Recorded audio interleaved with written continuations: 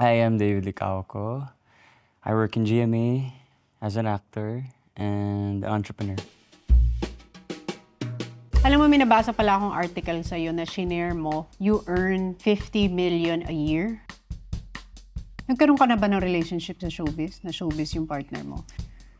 Ay, tumatawa ka na. Talagang parang natawa ka na lang bigla. Siya ba ang steadfast na love team mo ngayon? Yeah. Pero iba yung ngiti mo, ha? Talagang natatawa ka na lang, ha? Masabi ako dito eh. Paano nga yun? Pareho kayong single. Paano nyo hina-handle yung lahat? Inaasar kayo, tas lahat gusto kayo magkatuluyan.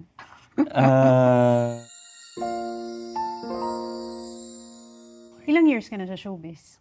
2017. Start na ba to? Oo. Ito na yung interview? Ay!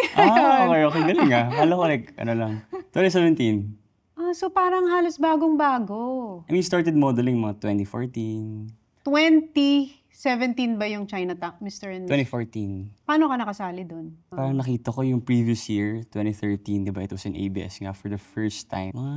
Kasama ko tong Chinese maybe next year I can try. Pero na-discover ka talaga sa Boracay? Boracay.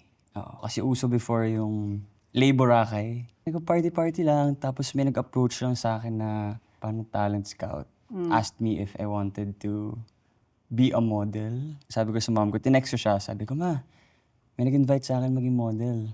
At that time, parang hindi ko man iisip na may itsura ko. For me at that time, maganda lang yung katawan ko kasi nga we were preparing for it. Ilang taon ka lang noon? Nag-start ka ng mga ganun? I was 18, I think. Batang-bata pa. Parang, technically, parang halos totoy pa yun. Yeah, Pag 18, 17, no? oo. Pero yung bata ka, ang pangarap mo ba mag-artista? Hindi. Hindi talaga. Ang dream mo was? I was to become a basketball player professionally. Pero never pumasok sa isip ko na pwede akong maging actor. Until 2017 nga. Kinuha na ako ng GMA. So, nag-ABS for a while, pero doon talaga nagtuloy-tuloy sa GMA. Yeah. Pinaka-regular show ko talaga was Mulawin versus Ravenna. Yeah, but at that time, I didn't like acting pa eh. Hindi mo pa gusto? Hindi pa. Dahil? Hindi ko pa alam kung ano yung ginagawa ko actually. So, parang naglalaro lang ganun. Naglalaro lang. Tapos kumikita ng pera. Kumikita ng pera. Tapos may namimigay fame. Oo, ganun. A little bit of fame na parang, Enjoy. Oo, ganun. Until such time na na-realize mo na, pwede pala itong maging trabaho. No, this is something na pwede kong seryosohin. Yeah, exactly. Yung craft. Yeah. Hindi lang siya all glitz and glamour. Yeah. It's hard work. Yung pagiging aktor. Yeah. So, sineryoso mo siya after Mulawin? Siguro nagustuhan ko siya noong mga 2021. Yung show ko na Heartful Cafe.